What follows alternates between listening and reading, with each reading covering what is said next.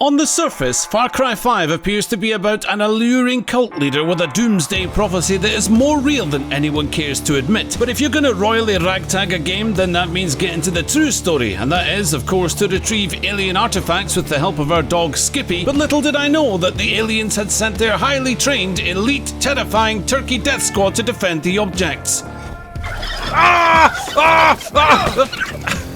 What's attacking you?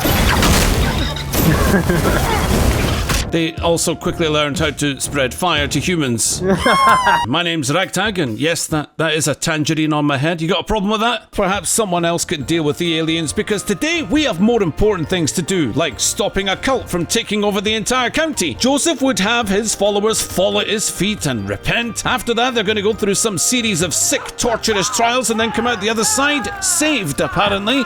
But here's the problem, Joseph pal. You're wrong. There isn't going to be an apocalypse. We're coming to shut you down and the world will go on fine without you because you're just another idiot who smoked one too many.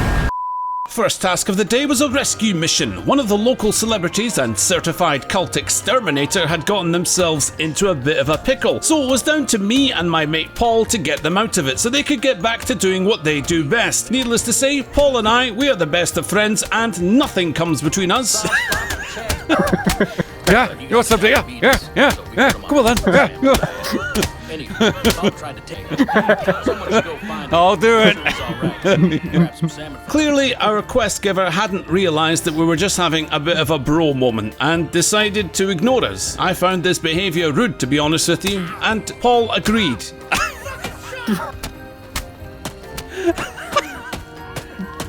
Once we all came to an understanding, we set off to bring Cheeseburger back into the fold, but the infamous bear warrior apparently needed some nourishment before devouring the tyrannical cult. So our first duty was to facilitate that by catching a singularly magnificent salmon. As we headed towards the river, we saw the beginning of the cult's devastation and how they interact with the local citizens. Having a barbecue. And I found myself impressed, but also inspired.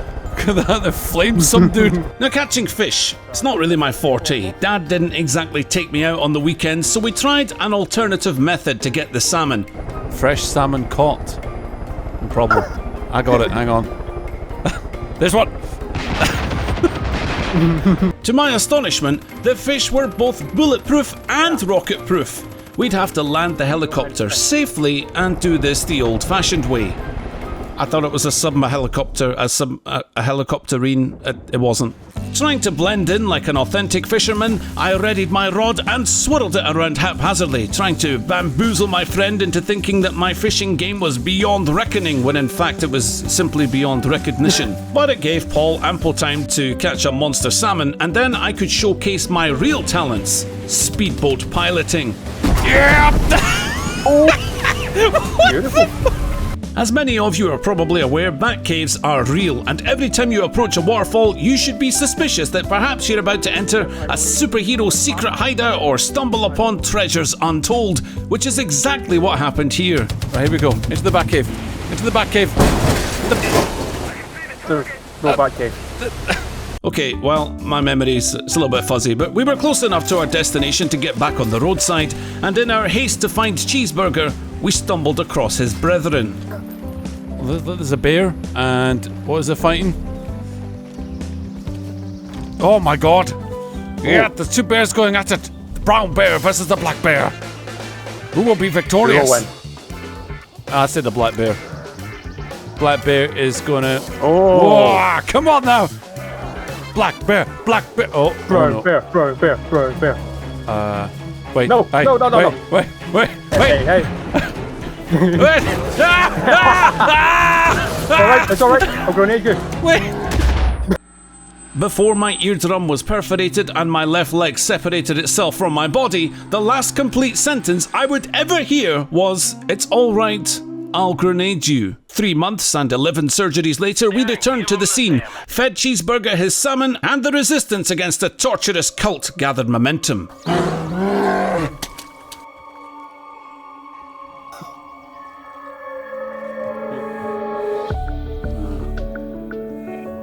Oh, he likes it.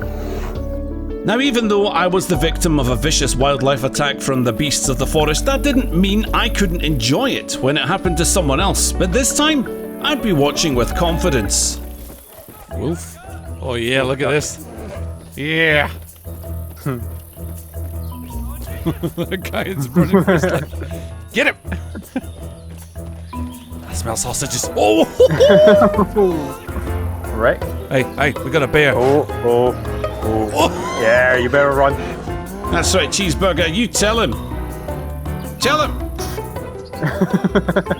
Next up, we had to visit the powers that be, which in this case was the state senate candidate. His name was Herc. Now, I'm going to be honest with you and say that I do have a condition. It's like a thing that it requires me to create some form of mischief or chaos while listening to other people speak. So if you put a mortar in your front yard, then it is fair to assume that this was intended for guests to freely use as they see fit. Now, maybe I knew this was the back of our elected official's property, maybe I didn't. One thing is for sure is that politicians love to talk, and if you're going to put your trust in one, they should first be tested for whether or not they have an awareness of what's going on around them, and if they've got a passion, you know, like a fire in the belly, so to speak, to be able to perform their prospective duties. Temporary problem would work best. Look, mate, can you hurry up and finish this quest? Because Obviously, I'm not many of us are going to... Oh, yep, there we go. Yep. here. It's my new Oh, the bear's on fire! Oh, oh no! It's duck and roll, duck and roll, duck and roll. Oh, he's Alright. not happy about that. It's alright. He now looks like a distant cousin of the Thing from Fantastic Four. Shut up, you're boring.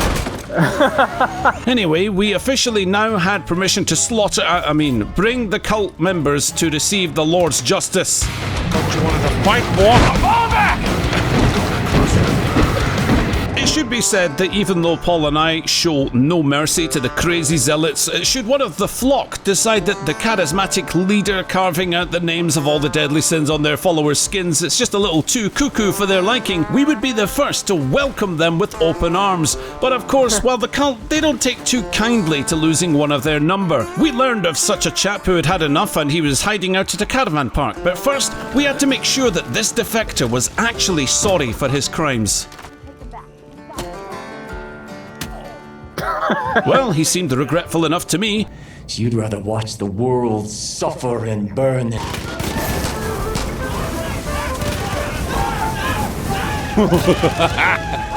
Yeah, let him burn.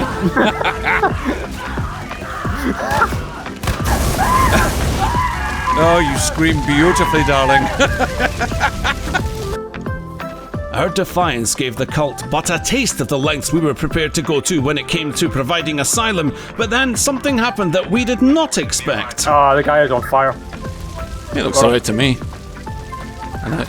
Now you're on fire. I'm going down. Yeah. Dead.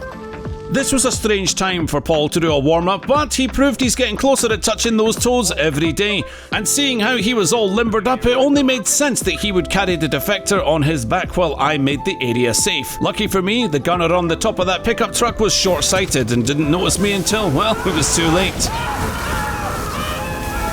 I started to wonder if I was enjoying burning the flesh off the crazies more than I should, so instead swapped to a sniper rifle to curb my inner pyromaniac. Alright.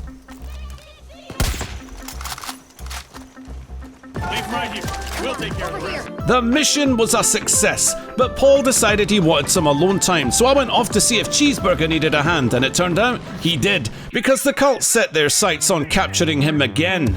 Even though I vowed to lay off Pyro for a while, it was time to terrify my enemies with a special launcher instead. A spade launcher.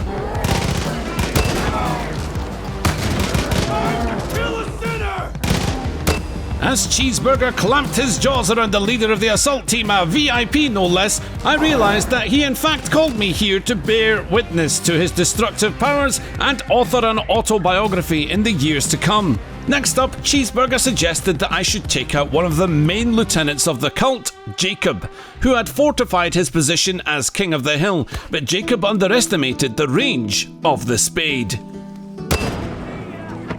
While I think we could have gotten the job done from here, I needed to get a better look at the dumb expression that he might pull once I launched a spade right into his Garden of Eden, if you know what I'm saying. Strangely, Jacob looked peaceful while uttering his last words that I definitely had no interest in whatsoever, by the way. I was just here for one thing and one thing only: the key to his bunker, where my colleague, the deputy, was being held captive. I found myself growing fond of Cheeseburger, who was fast becoming a good friend. And if he wasn't, then I was about to become a light lunch. No teeth. No teeth! Our moment of bonding was sadly interrupted as Cheeseburger's ex-wife suddenly showed up. Furious with the public display of affection between two consenting adult males. Fortunately, the dispute was settled and I felt safe, knowing that there was a true alpha male by my side, willing to protect me to the very end. Then it was time to rescue Deputy Pratt from Jacob's secret bunker, and I called in Paul once again for the extra backup. Our confidence as a functioning unit was growing, and with that in mind, we wondered how the cult leader Joseph would react if he found out that a heavily armed base was completely dismantled by two men with a baseball bat and a spade. But was this strategy even worth risking our lives for? Well...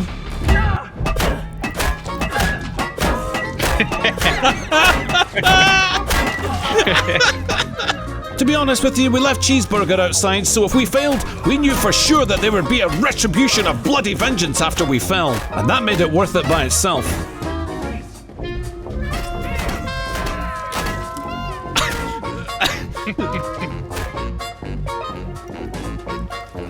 Deputy Pratt was glad to be rescued and had a message for his captors. Apparently he'd been watching Rambo while in captivity and decided to carefully enter the self-destruct sequence on the control panel, allowing us just enough time to escape. Now was the perfect time to swap to a good machine gun to blast our way out, but whoever said that never wielded a spade correctly. The bunker exploded, the deputy was saved, and we had just upset one of the most dangerous men in America, and he had a message for us. My brothers, my sisters, they've been taken from me by a snake in the garden!